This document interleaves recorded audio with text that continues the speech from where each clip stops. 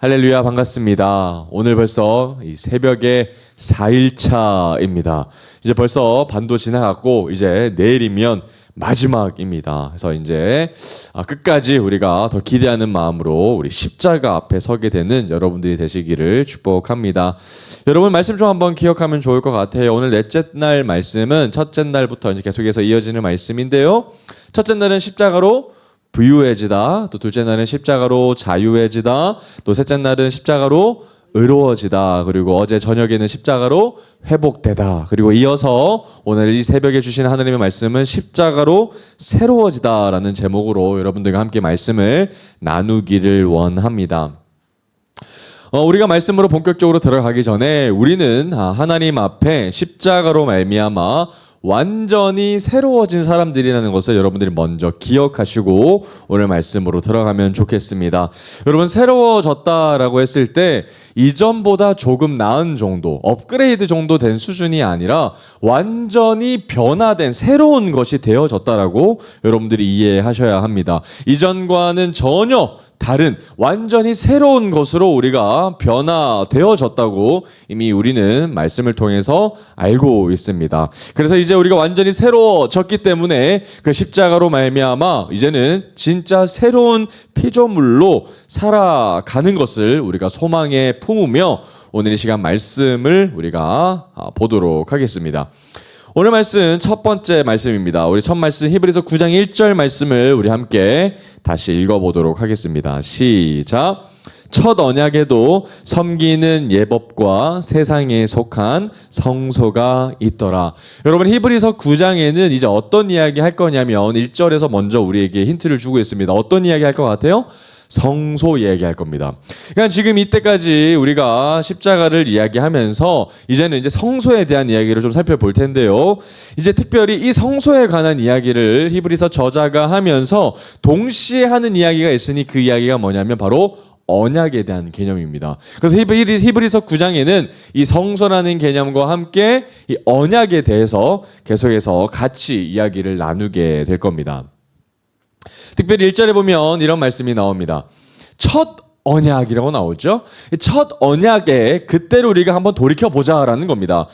지금은 우리가 예수 그리스도로 말미암아 새 언약이 있지만 예수님이 오시기 그 전에 이스라엘 민족 또 이스라엘 역사를 한번 보면 우리가 첫 언약이 있지 않았습니까? 모세를 기점으로 해서 우리가 시내산에서 맺었던 하나님과의 그 첫 언약을 한번 생각해 보면 뭐가 있었다는 거예요? 첫 번째, 예법이 있었다는 겁니다. 예법이 뭡니까? 레위기법이죠. 제사법이라는 거예요. 그래서 우리 마음대로 드리는 것이 아니라 하나님께서 친히 제정해 주신 질서와 규칙에 따라서 우리가 나아가야 하는 그것이 바로 예법이라는 거예요. 그리고 예법뿐만 아니라 그곳에 함께 뭐가 있었다는 거예요? 이 땅에 있었던 뭐가 있었다? 성소가 있었다는 겁니다. 여러분, 성소 우리에게 하나님께서 왜 주셨던 거예요? 하나님이 우리와 함께 하시길 원하셔서 우리 가운데 성소를 주신 거 아닙니까? 그죠? 그래서 예전에 우리의 삶을 돌이켜보면 우리 믿음의 선조들은 예법이 있었고요. 또 뭐가 있었어요? 성소가 있었다는 겁니다. 그러면 우린 그곳에서 계속 하나님과 예배하면서 거할 수 있다라는 것입니다. 그리고 2절 말씀입니다. 2절 말씀 보면 어떤 말씀이 나옵니까? 예비한 첫 뭐가 있어요? 장막이 있습니다. 그리고 그 안에는 뭐가 있습니까? 우리가 알고 있는 것처럼 등잔대 있고요. 또 상과 진설병이 있으니 이는 성소다. 이렇게 말을 한다라는 거였습니다. 여러분, 지금 히브리서 저자는 그 당시에 있었던 사람들에게 예수 그리스도 이전에 어떠한 일이 있었는지에 대해서 다시 한 번 더 얘기해주고 교육해주고 있는 장면입니다. 그래서 이것에 대해서 엄청 세세하게 이야기는 하지 않을 겁니다. 왜 그렇죠? 이 성소보다, 이 첫 언약보다 더 중요한 것이 무슨 성소예요?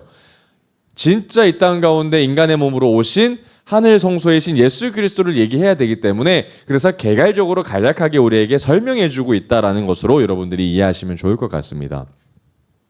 그래서 이제 보면 이런 얘기 나오죠. 간단하게. 그래서 우리 가운데 주어진 준비된 첫 장막이 있다는 거예요. 두 번째 장막이 아니라 첫 번째 장막이죠. 이스라엘 광야에서 세워진 그 첫 번째 장막이 있고요. 그 안에는 뭐가 있었다고요? 불을 밝혀주는 그 장막의 어두움을 밝혀주는 메노라라고 하는 등잔대가 있었고요. 그리고 하나님께서 아침마다 계속해서 저녁마다 상번제 드리라고 하셨잖아요. 그죠? 거기 안에서 떡을 계속해서 비치하면서 진설병이 놓아지는 상이 있었고, 그리고 이것을 통틀어서 뭐라 그런다고요? 거룩한 장소라고 하는 성소라고 얘기한다라는 겁니다. 그리고 3절 한번 볼게요. 3절 보면 어떤 말씀이 나옵니까? 또 여기가 끝이 아니라 뭐가 있었어요? 둘째 휘장이 있었어요. 그러니까 성막 안에 성소가 있고 성소를 넘어가면 둘째 휘장에 커튼이 하나 있었는데, 둘째 휘장이 있었다면 어떤 휘장도 있어요? 첫 번째 휘장도 있죠. 첫 번째 휘장 문이 이 지성소가 아니라 바깥 뜰에서 성막으로 들어가는 첫 번째 휘장이라면, 두 번째 휘장은 성소에서 그 다음에 더 깊은 성소 지성소로 들어가는 그 가림막 커튼이 이제 바로 둘째 휘장입니다. 이 둘째 휘장이 곧 이 십자가에서 예수님이 달려 돌아가실 때 찢겨진 휘장이 바로 두 번째 커튼입니다.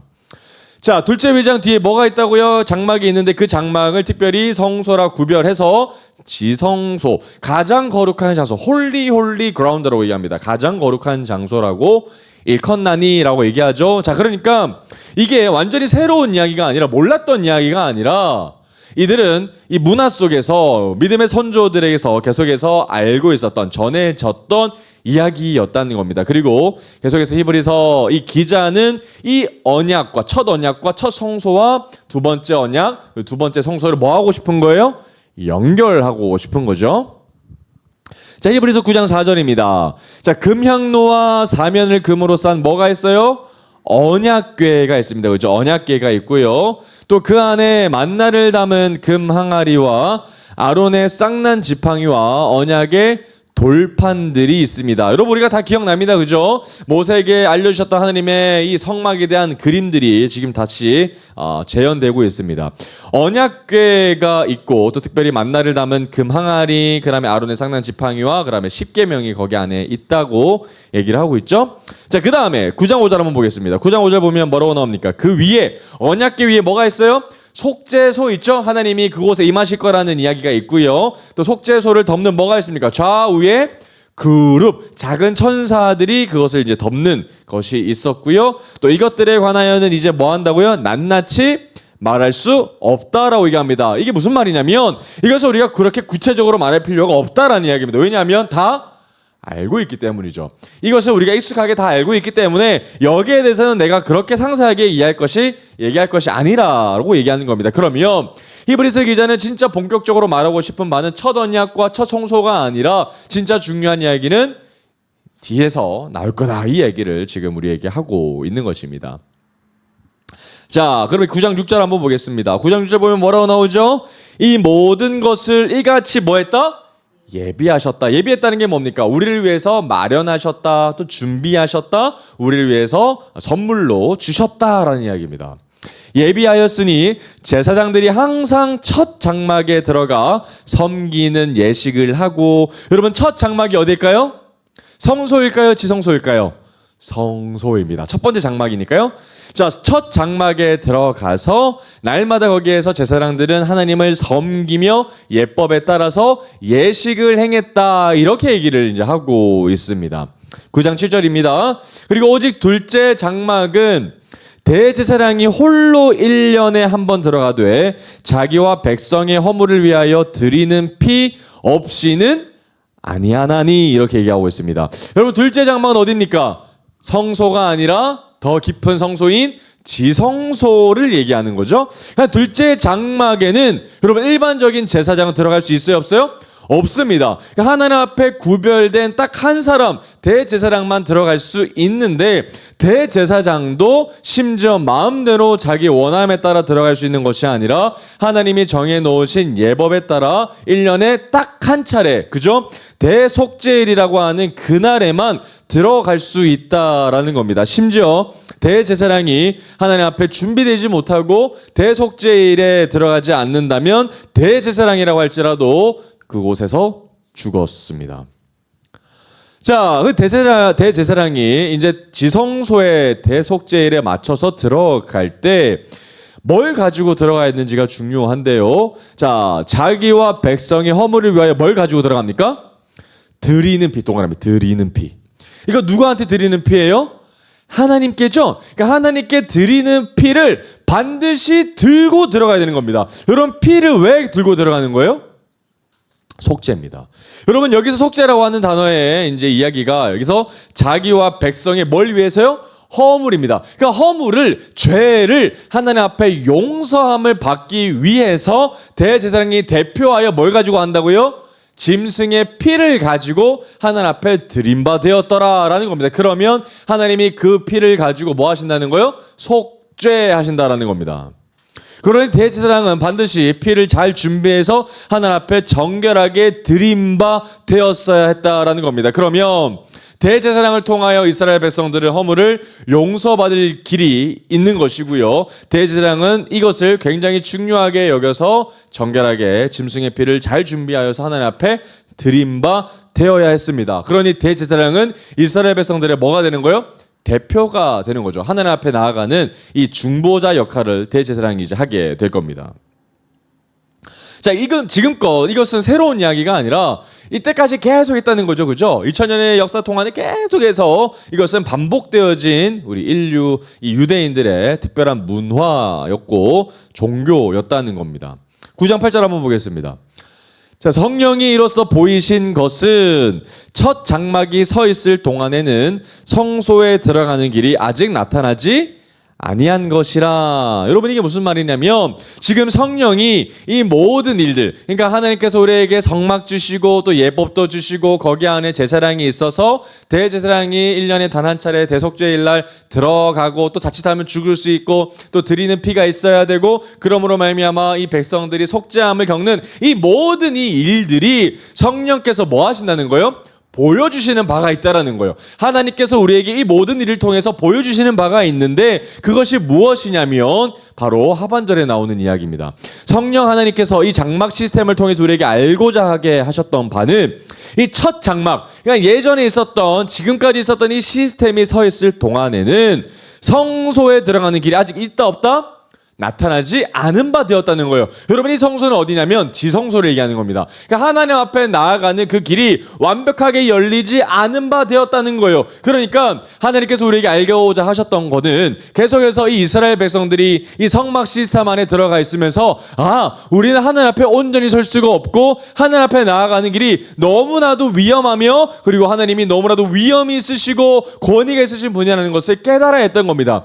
여러분, 성막 시스템이 너무나도 복잡했던 거 기억나시죠? 모세를 통하여 성막 지을 때 얼마나 하나님이 세세하게 규정하셨습니까? 그런데 그 규정했던 그 모든 바가 하나님께서 그렇게 하시지 아니하면 뭐 한다는 거예요? 우리는 하나님을 절대로 만날 수 없다라는 세세한 규정 아니었습니까? 그래서 거룩하지 않은 우리들이 거룩한 하나님을 만나기 위한 절차가 까다로웠던 것처럼 이스라엘 백성들은 그 성막 시스템 안에서 절대로 우리는 하나님 앞에 나아갈 수 없다, 너무나도 어렵다라는 것을 깨닫게 하시는 것이 하나님의 마음이었다라는 겁니다. 그런데 9절 보면 이런 말씀이 나와요. 자, 이 장막이 뭡니까? 첫 번째 장막입니다. 이스라엘 백성들에게 주어졌던 그 첫 언약을 통해 주어진 첫 장막은 현재까지 뭐라는 거예요? 비유, 상징이라는 거예요. 그림자라는 겁니다. 현재까지의 일을 위해서 존재했던 그냥 그림자일 뿐이다, 비유일 뿐이다라는 거죠. 그래서 이에 따라 드리는 예물과 제사는 섬기는 자를 그 양심상 온전하게 할 수 있다 없다? 없다라는 겁니다. 여러분, 이것이 첫 언약의 가장 치명적인 문제였습니다. 첫 장막이 가지고 있는 완전하지 못함이 뭐였어요? 완벽하게 이 사람들의 모든 죄를 속죄할 수는 없었다라는 겁니다. 그 당시에 있었던 첫 장막에 드려졌던 예물과 제사, 아무리 하나님 앞에 간절한 마음을 담아 하나님을 섬기더라 한더라도 그 길은 하나님 앞에 온전한 길이 될 수 없기 때문에, 짐승의 피로 하나님 앞에 온전히 드림받을 수 없기 때문에 9절에서 보면 그 장막 시스템은 철저히 한계가 있었다라고 당시 히브리서 기자는 이야기하고 있습니다. 그래서 양심상 온전하게 할 수 없다. 우리 마음 깊은 곳에서 하나님 앞에 온전히 설 수 없다. 이런 이야기를 지금 하고 있습니다. 자, 그러면 여러분, 이 첫 장막에 대한 철저한 한계와 문제를 가지고 계속해서 이야기했습니다. 그러면 이제 본격적으로 히브리서 기자가 우리에게 이야기하고 싶은 핵심이 이제 나오겠죠. 첫 장막은 부족했고 첫 장막은 한계가 있었기 때문에 그래서 예수 그리스도께서 뭐 하셨다는 거예요? 그 장막을 완성하기 위해서, 온전하기 위해서 예수 그리스도께서 우리에게 오셨다라는 이야기를 하고 싶은 거예요. 여러분, 만약에 첫 장막이 완전했고 첫 장막이 문제가 없었더라면 예수님이 오실 필요가 있어요, 없어요? 없다는 겁니다. 그럼 이 이야기 왜 했겠어요, 히브리서 기자가? 문제가 있었습니다. 왜냐하면 당시 유대인들 가운데 이런 생각을 했던 사람들이 있는 거예요.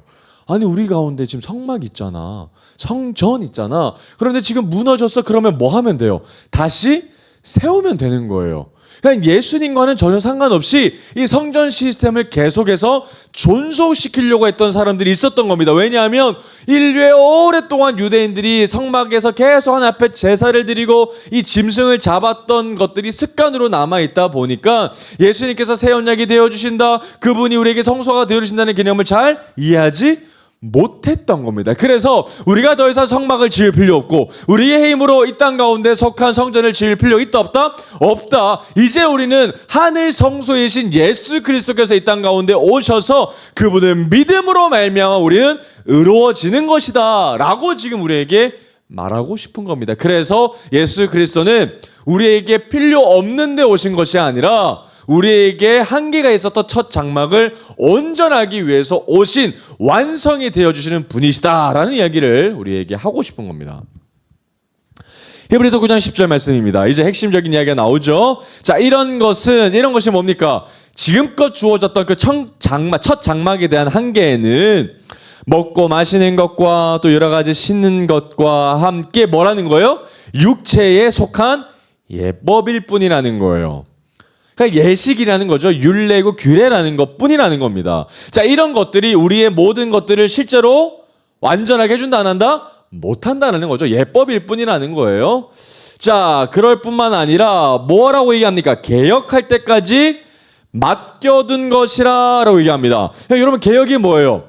완전히 새롭게 땅을 뒤집어 엎어버린다라는 거거든요. 그러니까 이 땅에 있었던 모든 시스템을 다시 뒤엎어버려서 완전히 새롭게 하는 것을 개혁이라고 합니다. 그래서 우리가 종교 뭐라 그래요? 종교 개혁이죠. 가톨릭의 그 부정부패를 완전히 뒤집어 엎어버려서 하나님 앞에 완전히 새로워지고 싶습니다 라고 선언했던 것이 바로 종교 개혁이거든요. 그러니까 지금도 마찬가지로 첫 장막의 시스템에 있었던 우리들이 예수 그리스도께서 오셨던 그날은 바로 우리의 모든 삶을 통틀어 개혁이 일어났던 일이라고 얘기하고 있다는 겁니다.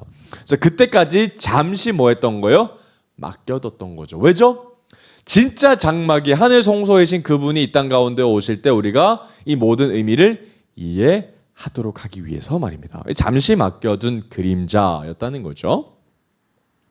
그렇다면 첫 장막에 있었던 사람들은 온전해진 두 번째 성막, 그리고 완전해진 새로운 방식으로 다가가게 될 그때를 바라보며 기다리게 될 겁니다. 온전히 그 정확한 때가 있는 거죠. 예수 그리스도께서 오시는 그때, 하늘 성소에서 오시는 그때가 가장 중요한 개혁의 때라는 겁니다. 자, 그렇다면 이제 본격적으로 이제 그때에 대해서 이제 예수 그리스도께 대해서 말씀을 나누게 됩니다. 11절인데요. 자, 그리스도께서는 장래 좋은 일의 대제사장으로 오사 손으로 짓지 아니한 것 곧 이 창조에 속하지 아니한 더 크고 온전한 장막으로 말미암아. 여러분, 이 모든 일의 주인공이 누구십니까? 예수 그리스도입니다. 십자가라고 정확하게 11절에서 빵 하고 터뜨리죠. 자, 그러면서 장래 좋은 일이 뭡니까? 장래 좋은 일이 뭐예요? 첫 장막이 우리에게 온전해지지 않았고 한계가 있었는데 하나님께서 우리에게 뭘 주실 것을 약속했어요? 개혁할 것을 약속하셨어요. 완전한 새로운 장막을 우리에게 주실 것을 약속하셨지 않습니까? 그것이 바로 장래 좋은 일입니다. 앞으로 일어날 좋은 일. 자, 그때에 예수 그리스도는 어떤 분으로 우리에게 오셨다는 겁니까? 대제사장으로 오셨다는 겁니다. 여러분, 이게 중요한 겁니다. 예수 그리스도는 하나님의 어린 양이면서 동시에 대제사장이신 분이라는 겁니다. 대제사장으로 오사 손으로 짓지 아니한 것 곧 이 창조에 속하지 아니한 이 땅에 거하지 아니한 그러니까 사람의 손으로 만들지 아니한 더 크고 더 온전한 완벽한 그 장막이라는 거예요. 여러분, 이 장막을 우리가 뭐라 그러냐면 하늘 성소라고 얘기합니다. 하늘 장막, 하늘 성소. 바로 하늘 성소로 오신 분이 바로 예수 그리스도시죠. 여러분, 그렇다면 대제사장으로 예수 그리스도께서 오셨기 때문에 여러분, 대제사장이 하는 일이 뭐였죠? 인류를 대신하여서 인류가 지었던 모든 허물들을 속죄함을 받기 위해 하나님 앞에 나아가는 분을 대제사장이라고 얘기합니다. 그런데 대제사장이 하나님 앞에 나아갈 때 반드시 뭘 가지고 들어가야 돼요? 피를 가지고 가야 됩니다. 당시에는 짐승의 피를 가지고 들어갔죠. 그런데 이 대제사장 새롭게 오신 그분은 짐승의 피를 가지지 아니하고 오히려 어떤 피를 가져갔는가에 대해서 12절에서 이야기하고 있습니다. 자, 대제사장으로 오신 예수 그리스도는 자, 뭐라 그럽니까? 염소와 송아지의 피로 하지 아니하고 오직 누구의 피로? 동그라미 자기의 피로. 여러분, 이게 엄청난 충격이죠. 자기의 피로 영원한 속죄를 이루사 단번에 성소에 들어가셨느니라. 여러분, 이 지금껏 이 유대 역사 가운데 대제사장이 자기의 피로 가지고 간 사람이 있습니까? 없습니까? 한 명도 없죠. 왜죠?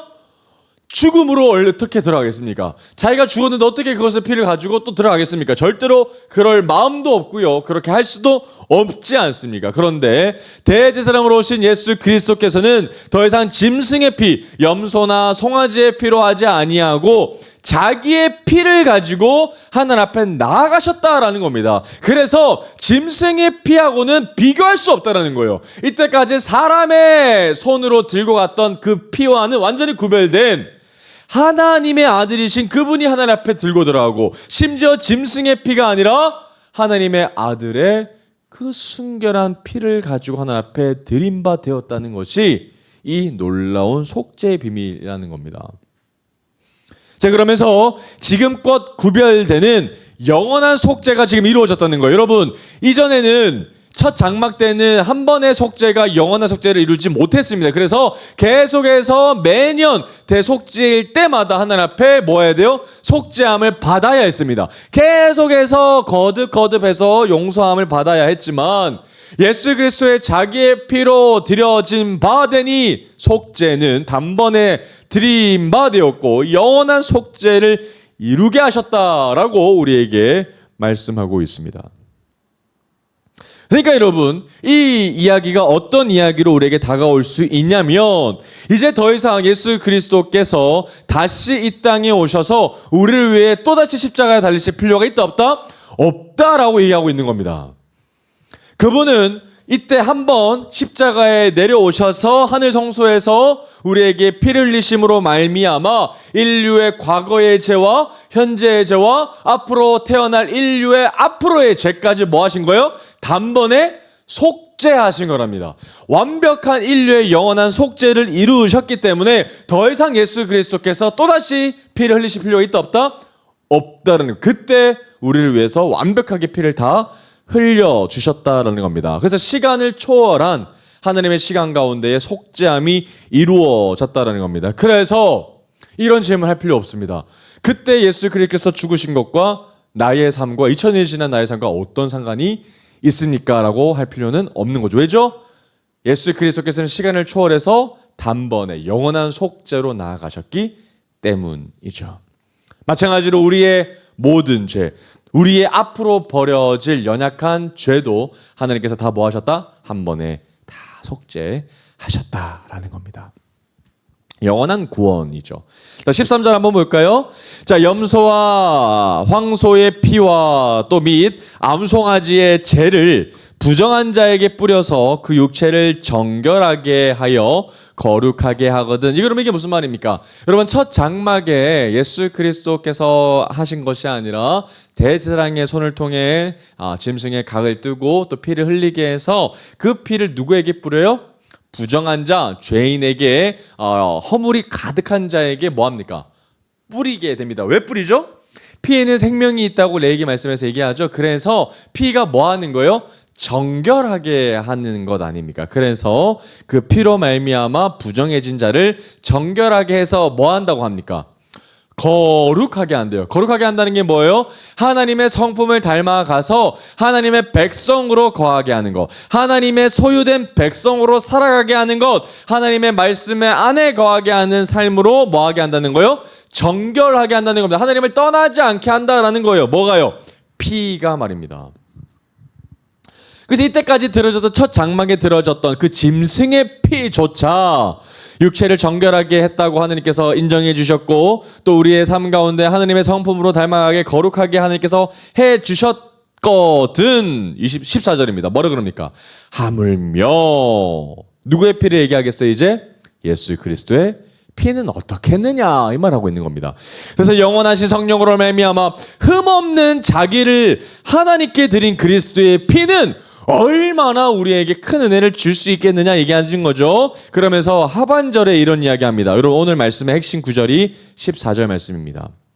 여러분 그리스도의 피가 하나님께서 그리스도의 피를 들고 드린 바 되어 영원한 속죄를 단번에 이루셨던 그분의 공로로 말미암아 우리는 어떻게 변해져야 되고 달라져야 하는지에 대해서 지금 우리에게 얘기해 주고 있습니다. 여러분 그리스도의 피가 궁극적으로 우리에게 어떠한 복을 가져다 주는지 얘기하고 있는데 뭐라고 얘기합니까? 그리스도의 피가 어찌 너희 양심을 죽은 행실에서 깨끗하게 하고 살아계신 하나님을 뭐하지 못하겠느냐? 섬기지 못하겠느냐.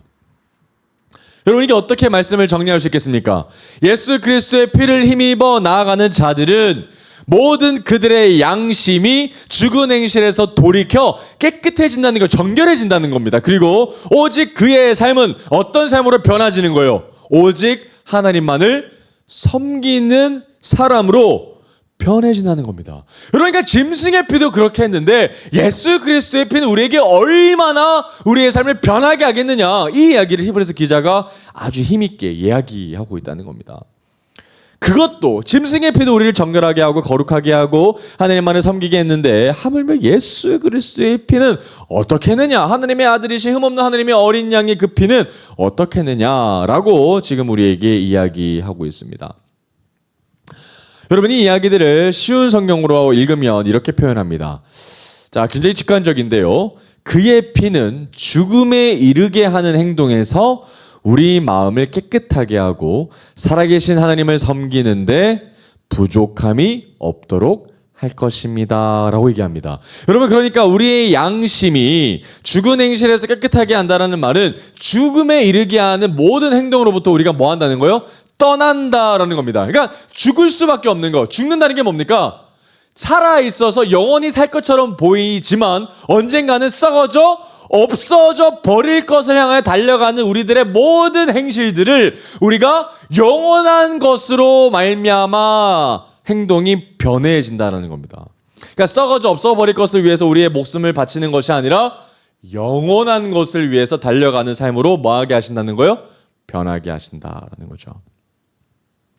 여러분 여기서 말하는 죽은 행실은 어떤 이야기를 하냐면 단순히 죄라기보다는요, 그러니까 단순히 우리가 악한 짓을 하고 악한 마음을 품는다라는 이야기들을 뜻한다라기보다는 이 죽은 행실을 뜻하는 단어는 굉장히 포괄적입니다. 그래서 하나님을 떠나서 하나님과 함께하지 않는 모든 행위를 아주 포괄적으로 다루고 있습니다. 그러니까 하나님 안에서 거한 행동이 아니라 하나님 앞에서 행하는 행동이 아니라 하나님 없이 자기의 마음대로 행동하는 행위가 다 죽은 행실이고요. 그렇다면 살아있는 행위가 어떤 행위겠어요? 모든 행위가 하나님 안에 거할 때 그것은 살아있는 행위가 되는 겁니다. 그러니까 하나님과 상관없는 세상의 것을 따라가는 것이면 그건 죽은 행실이고, 영원하지 않은 썩어져 없어버릴 것을 위해서 하는 것이 죽은 행실이라는 겁니다. 그렇다면 살아있는 행동은 딱 하나밖에 없죠. 뭡니까? 하나님 안에서만 하는 행동입니다. 그게 뭘까요? 하나님 안에서 행동하는 것이 뭘까요? 하나님을 섬기는 거죠. 하나님만 섬기는 것. 그분께만 영광 돌려드리는 것. 여러분 이것이 하나님께서 보시는 유일한 착한 행실입니다. 여러분 마지막 날에는 여러분 이것만 남죠. 여러분 마지막 날에는 썩어져 없어져 버릴 것을 가지고 우리를 계속하지 않습니다. 그것이 우리를 평가하지 못합니다. 여러분, 썩어져 없어버릴 것은 썩기 전까지만 우리를 평가해 주는 것처럼 보이죠. 그러나 마지막 날에는 썩어져 없어버릴 것이 아니라 썩어져 버리지 않는 영원한 것으로 우리에게 평가가 되어져 줄 겁니다. 하느님 우리를 그렇게 보시겠죠. 얼마나 대단한 사람이었는가, 얼마나 성공했는가, 얼마나 많이 가졌는가, 얼마나 잘 살았는가를 우리를 평가하는 지표가 아니라 얼마나 하나님 앞에 신실함으로 하나님께만 영광 돌려드리고 하나님만을 섬겼는가가 하나님께서 우리에게 보시는 유일한 모습이라는 겁니다. 그렇다면 우리의 본분은 뭘까요? 이 땅 가운데 잘 사는 것? 그렇지 않습니다. 하나님께만 뭐 하는 거요? 영광 돌려드리는 거. 그래서 이런 고백이 여러분 습관적으로 나와야 돼요. 하나님 영광 받아 주시옵소서. 하나님, 나는 하나님 앞에 도저히 영광 돌려드릴 수 없는 연약하고 부족하고 죄인이지만 하나님, 그럼에도 불구하고 예수 그리스도의 피로 말미암아 주님 앞에 담대히 나아가오니 주여 나의 삶을 통해 주님 홀로 영광 받아 주시옵소서. 이런 고백을 해야 하는 것이 우리의 평생의 본분이라는 겁니다. 그래서 하나님 앞에 날마다 하나님만을 섬기는 자, 하나님 앞에만 우리가 예배하는 자로 하나님 우리를 변화하게 하고 싶으시다라는 겁니다. 여러분, 이 모든 일들이 어떻게 가능해진 거예요? 나의 능력입니까? 나의 의지입니까? 아니죠. 오직 이 모든 일들이 가능하게 하는 것은 누구의 피? 예수 그리스도의 피 때문에 가능해졌다라는 겁니다. 이것이 예수 그리스도의 피로 뿌림을 받은 자들이 살아가는 새로운 모습이라는 겁니다. 9장 15절 말씀입니다. 자, 이로 말미암아 그는 새 언약의 중보자시니, 우리가 많이 봤습니다. 우리 출애굽기 때 많이 살펴봤던 모습이죠. 새 언약의 중보자시니 이는 첫 언약 때에 범한 죄에서 속량하려고 죽으사 부르심을 입은 자로 하여금 영원한 기업의 약속을 얻게 하려 하심이다 라고 얘기합니다. 여러분, 새 언약의 중보자 되어 주시는 대제사장인 예수 그리스도께서 왜 우리를 위해 죽으셨다고 얘기합니까? 첫 언약 때에 범한 죄에서 뭐 하시려고? 속량하시려고. 여러분, 첫 언약에 기하면 우리는 절대로 하나님 앞에 설 수 있어요, 없어요? 없습니다. 죽을 수밖에 없습니다. 우리는 타락한 죄인이기 때문이죠. 그런데 그런 자들을 위해서, 첫 언약에 절대로 설 수 없는 자들을 위해서 구원하시기 위해 이 땅 가운데 새 언약을 가지시고 새 언약의 중보자 되셔서 이 땅 가운데 오셨다라는 겁니다. 그리고 우리 위해서 죽으셨다는 겁니다. 그리고 나아가서 하나님께서 뭐 하시는 자들을 부르셨대요? 부르심을 입은 자를 특별히 선택하신 거죠. 선택하신 자들 하나님 앞에 불러서 그 자들에게 뭐 주셨다고 하셨어요? 영원한 기업의 약속입니다. 영원한 기업의 약속, 이게 뭘까요? 이 땅의 복이라기보다는 하늘로부터 부어지는 하늘의 복입니다. 여러분, 이 표현을 전 이렇게 표현하고 싶습니다. 하늘 유업입니다. 그러니까 하늘 유업을 받게 하신다는 거예요. 그럼 이 땅에 상속분이 있는 것도 포함이 되어집니다만 궁극적으로 얘기하고 싶으신 것은 이 땅에 줄 수 없는 하늘로부터 주어지는 아버지의 것을 우리에게 뭐 하신다는 거예요?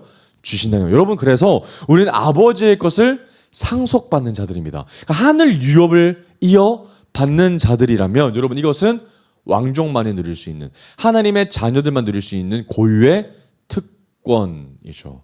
그것이 바로 여기서 말하는 영원한 기업의 약속이라는 표현입니다. 하늘 유업을 받는 자들, 하늘 앞에 관계의 풍성함을 누리는 것뿐만 아니라 그분과 날마다 동행하며 특별히 아버지의 것을 우리에게 주셨다는 그 놀라운 자녀됨의 특권을 우리에게 주심으로 말미암아 우리는 하나님과의 그 관계가 회복되어졌다라는 것입니다. 여러분, 이것이 예수 그리스도의 피로 변해진 우리의 새로운 신분이고요, 새로운 삶으로 여정이라는 거죠. 그렇다면 여러분, 이제 우리는 예수 그리스도의 피로 말미암아 우리의 마음을 정결하게 하고 또 죽은 행실에서 뭐합니까? 떠나게 해서 오직 영원한 것을 바라보며 하나님만을 섬기고 하나님 앞에만 영광 올려드리는 어떤 사람으로 살아가게 돼야 되겠습니까? 예배자입니다. 그래서 영과 진리로 예배드리는 것이 너무 중요한 거예요. 여러분, 우리가 하나님 앞에 영광 돌려드리는 것은 예배 드릴 때, 그리고 이 땅 가운데서 예배자로 살아갈 때 드릴 수 있는 겁니다. 그것이 바로 하나님을 섬기는 자들이죠. 여러분, 이 모든 새 언약을 주시겠다고 하셨던 말씀들은 구약에 많이 있습니다. 특별히 우리에게 완전히 새로운 것을 주시겠다고 하셨던 말씀이 있는데 그 말씀 한번 찾아보겠습니다. 에스겔 말씀입니다. 에스겔 36장 25절에서 27절까지 말씀입니다. 우리 구약의 예언 말씀 한번 보겠습니다. 에스겔 36장 25절에서 27절까지입니다.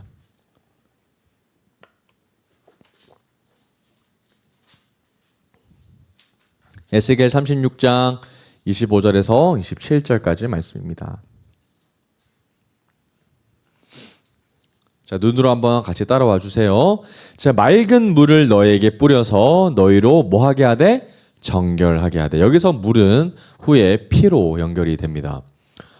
자, 맑은 물을 너에게 뿌려서 너희로 정결하게 하되 곧 너희 모든 더러운 것에서와 모든 우상 숭배에서 너희를 뭐 한다고요? 정결하게 한다. 깨끗하게 하신다라는 거죠. 그러면서 우리에게 무엇을 주신다고 하나님이 약속하십니다. 그게 뭡니까? 첫 번째, 26절에 나오죠? 새 영입니다.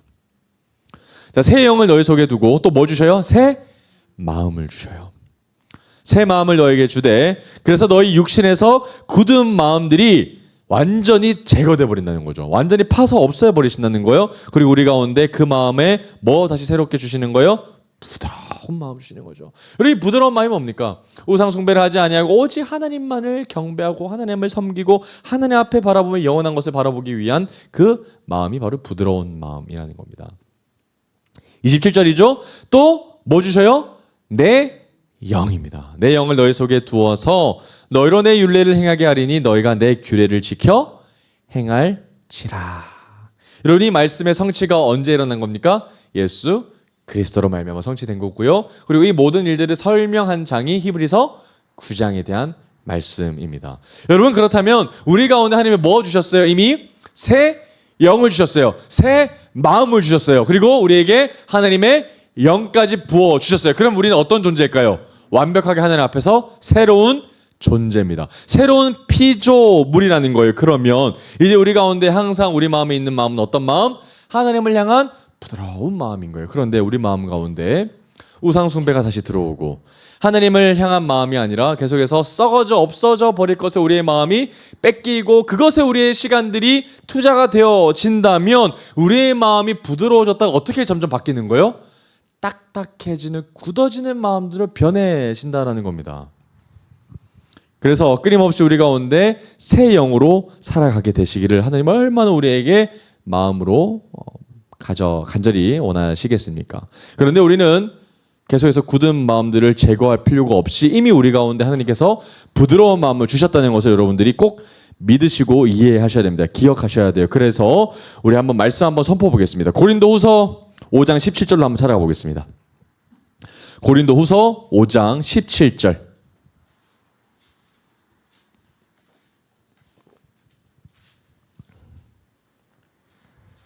고린도후서 5장 17절 말씀입니다. 유명한 말씀이죠. 고린도후서 5장 17절 말씀입니다. 자, 같이 한번 읽어볼까요? 시작.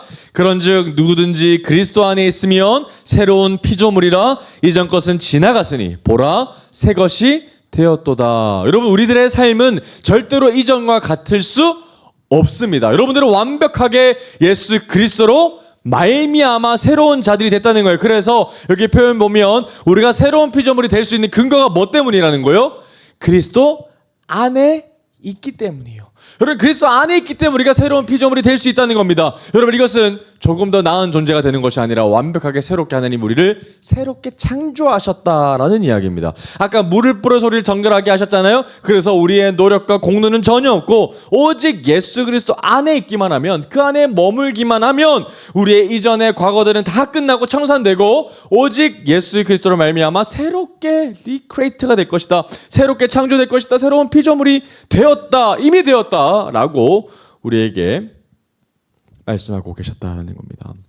이전과는 완전히 구분되어졌죠. 첫 장막에 거하는 자들과는 우리가 본격적으로는 달라져야 되는 거죠. 완전히 달라져야죠. 우리는 첫 장막에 속한 자가 아니라 어떤 장막에 속해져 있는 사람들이에요? 두 번째 장막인 하늘 성소에 속한 자들, 옛 언약에 속해져 있던 자가 아니라 새 언약에 속해져 있는 자들이라는 겁니다. 율법 안에 있는 자들이 아니라 그리스도 안에 있는 자들이라는 거예요. 그러니 우리는 예수 그리스도의 피로 말미암아 새로워진 사람들이라면 우리는 더 이상 옛 사람으로, 옛 속성으로 살아갈 수 있다 없다? 없다. 여러분들이 이미 새로워졌으니 새로워진 자답게 이 땅을 살아가야 합니다라는 것을 히브리서 기자가 우리에게 말해주고 있습니다. 그러니 오늘 말씀들 잘 기억하면서 우리는 새로운 피조물이기 때문에 죽은 행실에서 떠나서 오직 마음을 정결하게 함으로 오직 하나님만을 섬기는 인생으로 나아가야 하는 것이죠. 여러분 성경에서는 계속해서 새 사람이 될 것을 계속해서 반복해서 이야기하고 있습니다. 우리 말씀 한 번만 더 찾아보고 오늘 말씀을 마무리하겠습니다. 에베소서 말씀 한번 찾아보겠습니다. 에베소서 4장 22절에서 24절까지 말씀입니다. 에베소서 4장 22절에서 24절 말씀입니다.